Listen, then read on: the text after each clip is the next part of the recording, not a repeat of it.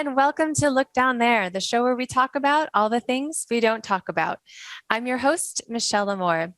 Today, my guest is a pleasure positive sex educator and CEO of Sexpert Consultants in Washington, D.C.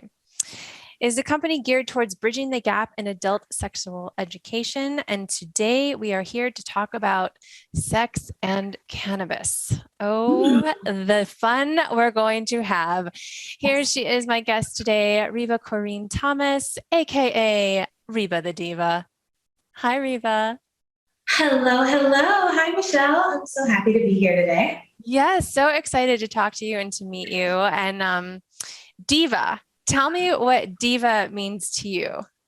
Yeah, so I'm actually named after my grandmother, who is the original Reba the Diva. I'm kind of like the junior version. And so diva has always had a really positive connotation for me. It's a person who, has a very like cool sense of style, and is very like unique and true to themselves. Also very outwardly just spontaneous and talented, and a person that people naturally gravitate to. That's how I would define the word diva. I love it. So diva just runs in your family. I think so. That's great. Are there any divas besides your grandmother that you look up to?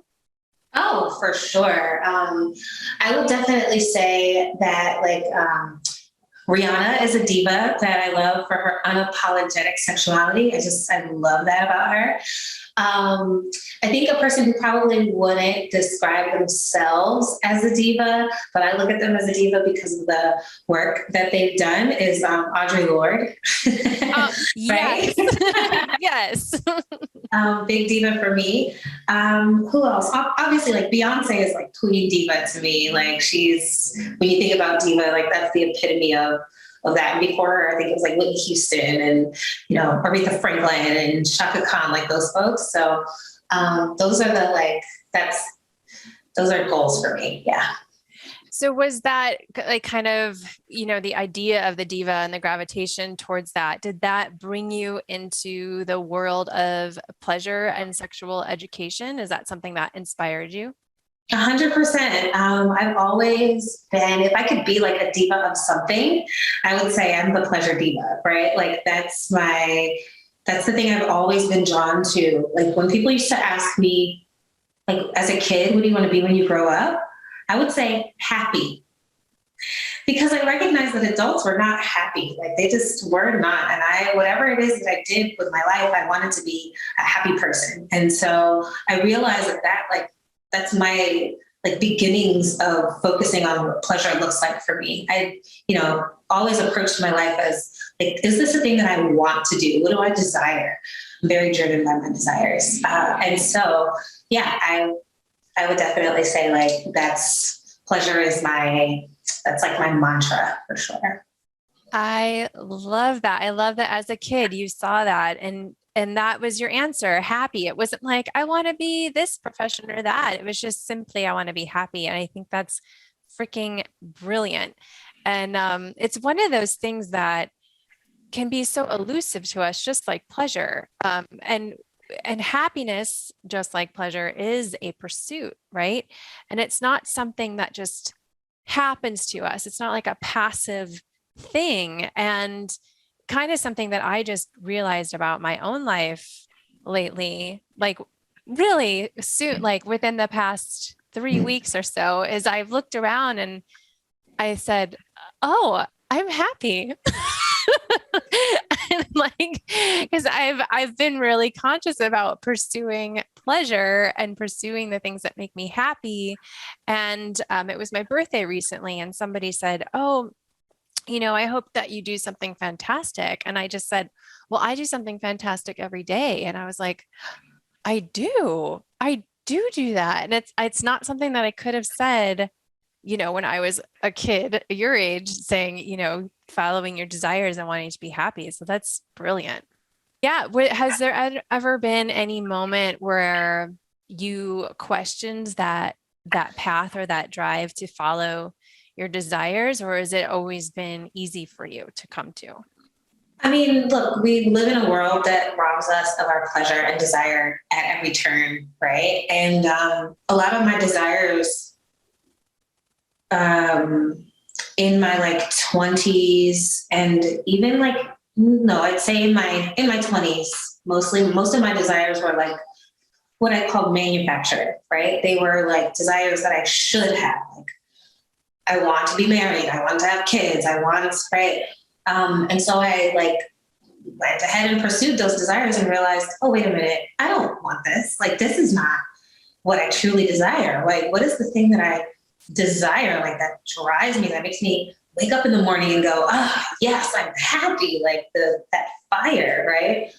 And so I really started passionately and radically pursuing pleasure for myself in my late 20s. I'd say right around the time that my daughter was born and I started my company was the time that I was like, I'm just going to go where my heart takes me and I'm just going to see what happens. Like I was doing grassroots nonprofit advocacy work because I had a DC job.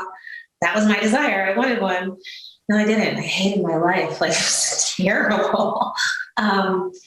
And so I started teaching these pleasure workshops kind of on the side, almost as a joke. Like, I was selling sex toys as a side hustle and started teaching classes, by demand of the, people that I would be seeing in my work. And here we are 7 years later, and I am like full-time doing this work. And so I don't think 7 years ago, if I told myself then I was going to quit my nonprofit job and like work as full-time as a sex educator, I probably would have laughed you under the table. Like, that is not a thing that pays bills. Like, not at all. Very practical.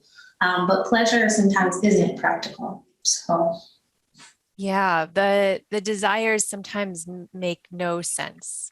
Yeah. And it's really just about following the things that make you happy. Just like you said, like following that passion without having like a preconceived idea of where it should end up.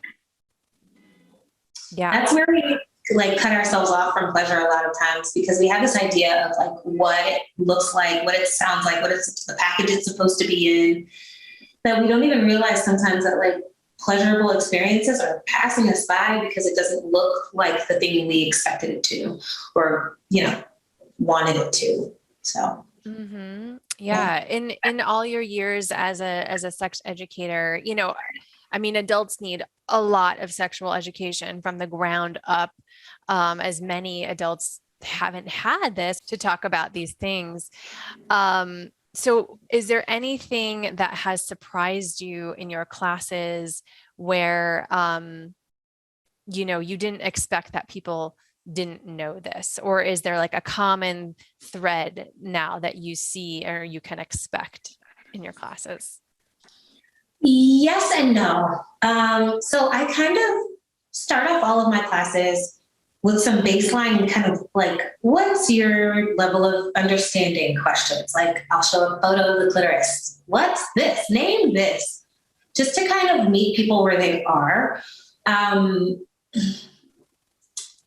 I think what was shocking in the beginning of my career was how many people with clitorises couldn't identify clitoris. I mean, still to this day, it's pretty shocking, right? That we're born with these things and that no one is teaching us what they look like, how they're attached to our bodies, how they work. So I think that was one thing that really shocked me. But I think another thing is like, people with prostates and penises also don't know how their bodies work either. Because when we start talking about prostate massage and prostate milking, people get really uncomfortable. And I'm like, yes, this is pleasure. Like, this is how your pleasure works. And so, I think the lack of awareness around our pleasure is one thing that continues to, I think, surprise me a little bit, right? Because as a person who is now in tune very much with my pleasure, it's hard to go back to those times, when I wasn't, right? Like when I didn't really understand, right? Especially with so many people now talking about it, and like you've got Netflix and Principles of Pleasure out there. Like, so there's so many more resources now that I can point to that I couldn't point to in 2015 when I started this work. So I feel like, the zeitgeist around pleasure and knowing your pleasure for yourself is growing. So I'm expecting people to know more when they walk in the door, and they just don't. And I understand why, but it's still something that's a little surprising. Yeah, there is so much work to do. And I totally understand what you're saying, where you are in it, like you are in this world all the time, having these conversations, as am I. And so what can happen is, what I've discovered is sometimes I feel like a bit removed from the needs of people that don't have access to this information or these conversations. And then I'm always surprised, and I'm like, no, like this is most of the country. I don't know that I'll say the world, because I'm not sure, but I think definitely most of the country. I even venture to say most of the world, just given that I do have a good amount of international clients, and we're all suffering from the same lack of understanding and awareness around how our bodies work and how pleasure works, and the taboo of not being able to talk about it. So I think that's the theme that I see throughout all cultures, throughout all like places and spaces, that theme of like shame and a lack of understanding. Yeah. And I would just say, in general, I think communication is difficult, whether you're talking about pleasure or sex or whatever.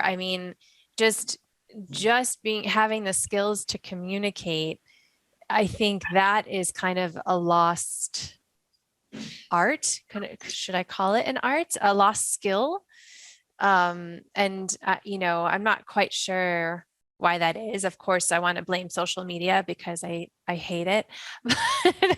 Do you have any theories as to why, that kind of skill is deteriorating?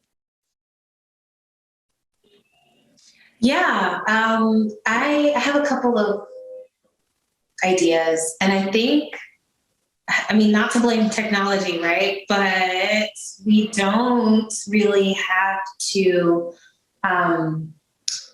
communicate as clearly and as often as we need to because of technology, right? Like technology makes it very easy for us to just shorthand our feelings and thoughts and all of that, right? So we don't really have to be very present in the way that we communicate. Mm-hmm. And so when we communicate about intimate things, there's a vulnerability there, right? And I think there's a lot of fear around how that vulnerability is going to be received. Because if vulnerability is received with compassion, then that becomes intimacy, right? But if vulnerability is received with rejection, then that becomes embarrassment, right? And so vulnerability is at the center of it. So nobody really wants to be vulnerable anymore, right? We start talking about like all kinds of things outside of the subject when we feel uncomfortable, right? When we start to feel that vulnerability, as humans, it's just our nature to just shut it down, because that's kind of exposing like this soft underbelly of who we are, and hoping that the person that we're showing it to will react in a way that is compassionate. And I also believe that we live in a world that that forgets about compassion sometimes. Oh yeah. Definitely. And I like what you said about the shorthand. And when you say shorthand, I immediately think about emojis, just sending, and there's no room for nuance with emojis, right? No. You can read into it. Like, what is splishy splash upside down face mean? I don't know. Like, but yeah, so there's not a lot of nuance there of like with how we're communicating our emotions. But pleasure and intimacy is full of nuance. It is. It's full of nuance and that vulnerability. And the more you do it with a person, the better it seems to get. And it's hard to flex that muscle, right? And I think some of the ways that we like inadvertently flex that vulnerability muscle are through like creativity and play and rest, right? And so when we can like build time for creativity and play and rest and flex that vulnerability muscle, it gives us, I think, the strength and the, that muscle becomes strong. And so we're able to be vulnerable with each other a little more. Yeah, I like that, flexing the vulnerability muscle. In my classes, I talk about kind of like going to the emotional gym where like you're working on that emotional six pack, right? And it's something like none of us want to do. None of us even want to go to the gym regularly, like to work on our physical body, but like to do it in a way that that doesn't immediately get the gratification or validation that working on your physical body can get. It can not be very motivating to like go in and like deep dive and flex that vulnerability muscle or even find it. It's a hard muscle to find. It is really hard to find because we spend a lot of time, and I find that people who present more masculinely, right, have a harder time because they're like, society says if you're masculine, you are not at all vulnerable ever, right? You must protect yourself all the time. And so, I definitely understand why it's hard for us. Yeah. Now, is something like cannabis make vulnerability perhaps easier to access? A lot, I think so. I think because of the way that cannabis kind of uninhibits our brains, I believe that helps us to not only access that vulnerability, like a safe space, a space where we feel safe being vulnerable, but also it helps us access pleasure, right? And so we get positive feelings from being vulnerable in those spaces, right?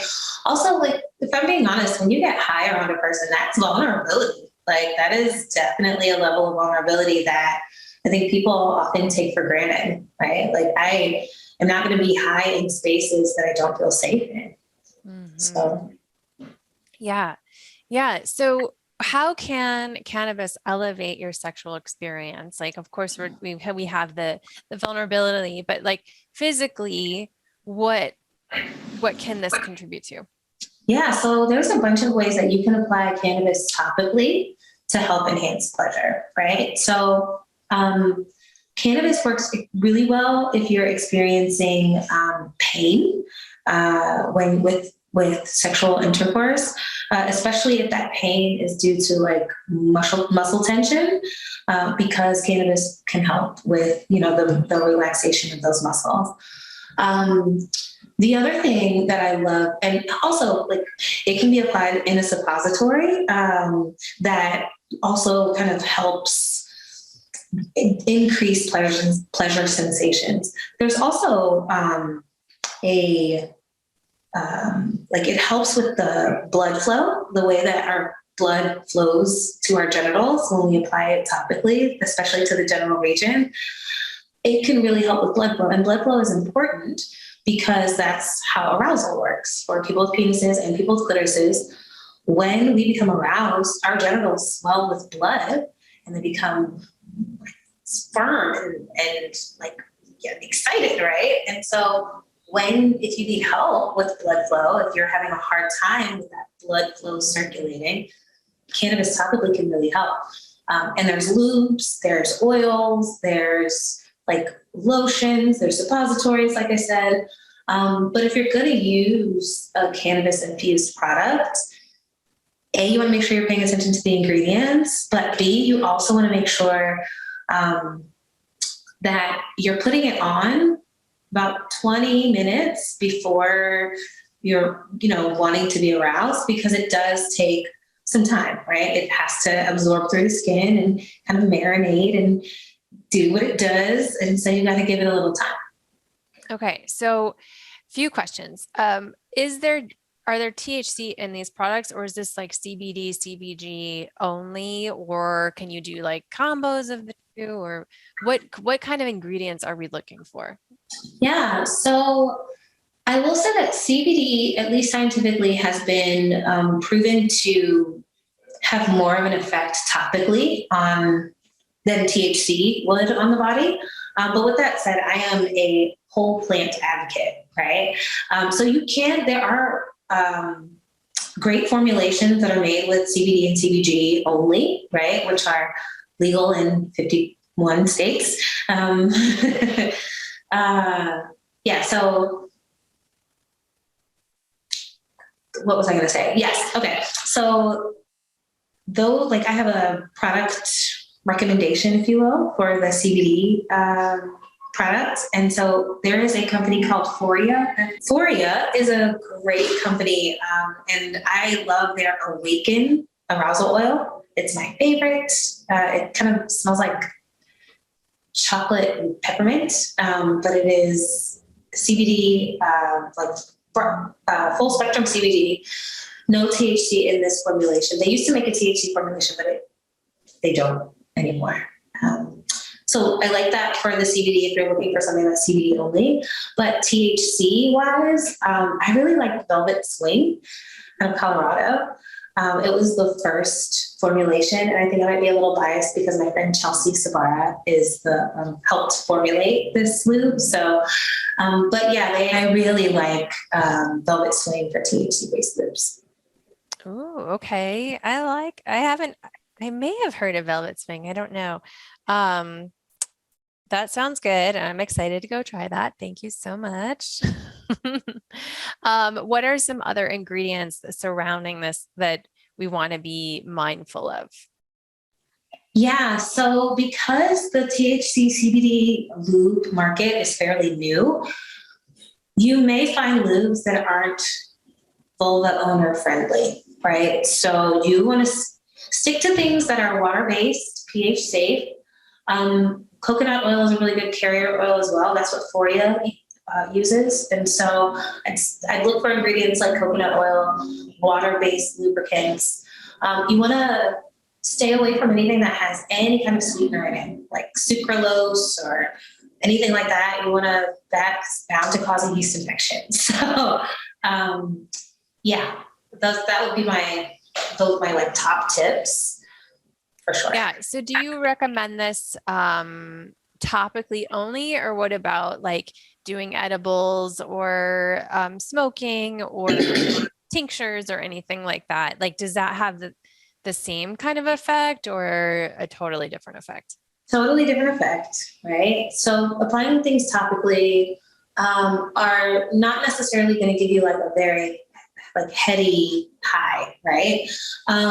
But if you eat an edible or you ingest cannabis by smoking or some other way, then yes, you're going to get a headier high, right? It's going to be a little bit more psychoactive, right? And so what's important is understanding your dose, especially before sexual experiences, for two reasons. One, you want to make sure that like you are consenting and that you are like actually fully functional and conscious to do the things that you're consenting to, right? The second thing is,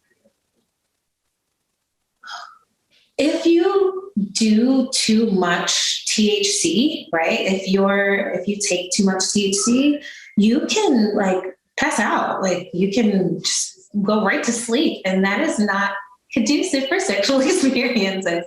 And people with penises may even experience, a lack of being able to become erect when they have had too high levels of THC. So yeah, it is definitely not something to play with. Kind of like alcohol, right? Like you can have a glass of wine. It kind of gets the edge off. It helps you get into a more pleasurable space, but too much and you're throwing up and wondering why sexy time did not happen. So yeah, I 100% think like you need to know your dose, right? Like I know that I can have 2 glasses of wine before I'm not fine anymore, right? So you got to understand like what are your limits? And then what is your intent? What's the intention? Why are you doing this? Is it like to be high? Is it to have enhanced experiences? And then you can gauge like what's the level that's required for my intent here. Mm-hmm.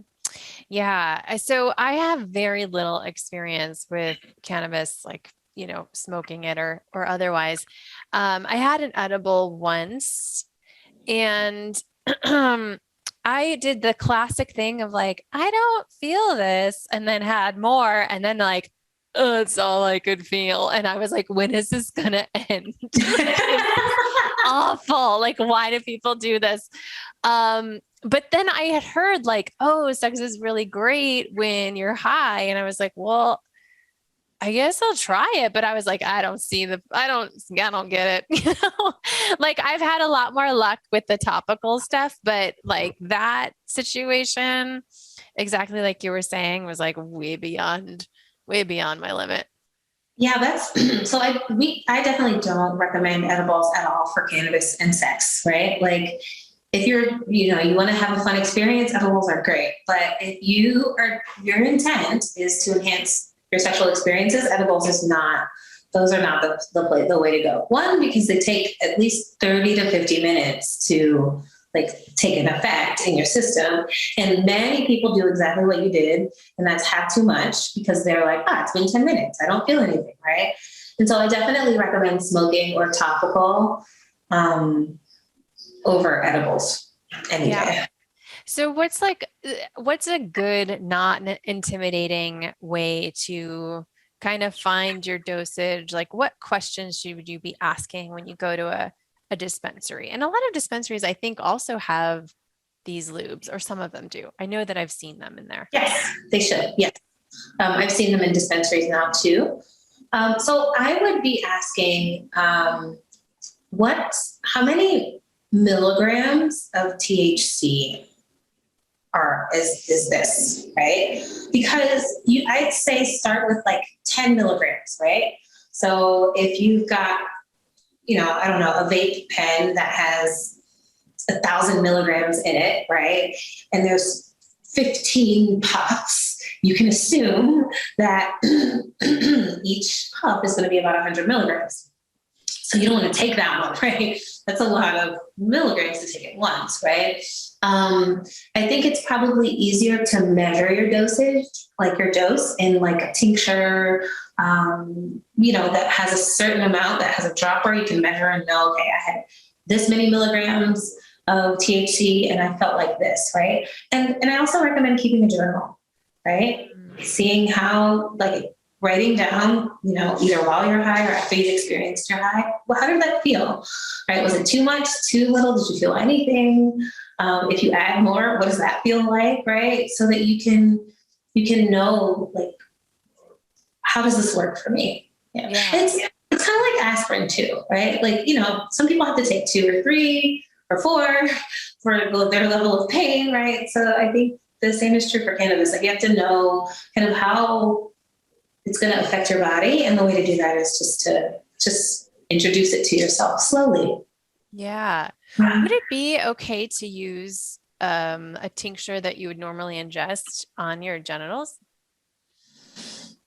Depends on what it's made out of, right? Sometimes tinctures, people will add honey or, things that are not vulva friendly to tincture. So I would want to be very sure of what's in it before I did that. If it's just like MCT oil and CBD, like, would that work? I would just check to make sure that the tea oil is okay for those parts, and if it's safe, then I try it. Yeah. Okay, well, I gotta go.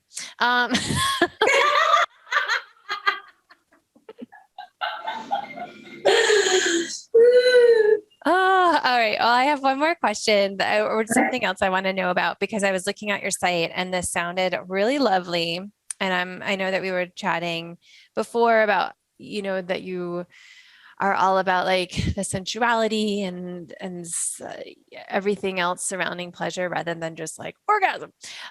So tell me about your sex and sensuality circle, because that sounds super delicious. Yeah, we actually are having it tonight. So our Sex and Sensuality Circle is led by our Sexpert members. And basically we have a theme every month. This month, I think it is self-pleasure. Yeah.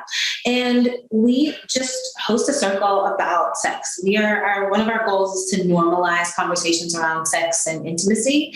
And so if you have a question, or you are like, you have a thing that you just want to share, whether it's anonymously in our chat box, or, verbally via, your mouth on the Zoom screen, you can show up to our virtual circle and just get some Sexpert advice. Our members show up. We have lots of regular, just people who are on their sexual empowerment journey who come in and report back. And it is very much a support group for people who want to talk about their sexual experiences and their feelings around them. Gorgeous. Gorgeous. Thank you. Thank you so much for doing all the work that you do and for spending time with me. Please tell everyone where to find Reba the Diva. Yeah, so you can find me on all social platforms at Reba the Diva, and you can find me online at rebathediva.com. Beautiful. So appreciate your time.